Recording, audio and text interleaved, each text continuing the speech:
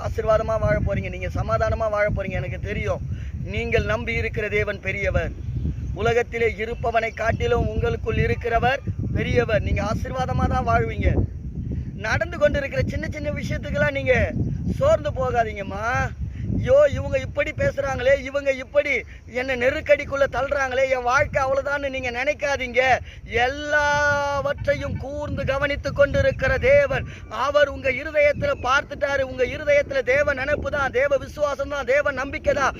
இந்த நம்பிக்கையை பார்த்துதான் தேவன் சொல்லுகிறார், மகனே மகளே பயப்படாதே, நான் உன் கூட இருக்கிற, யாருமே உனக்கு தீங்கு செய்ய முடியாது.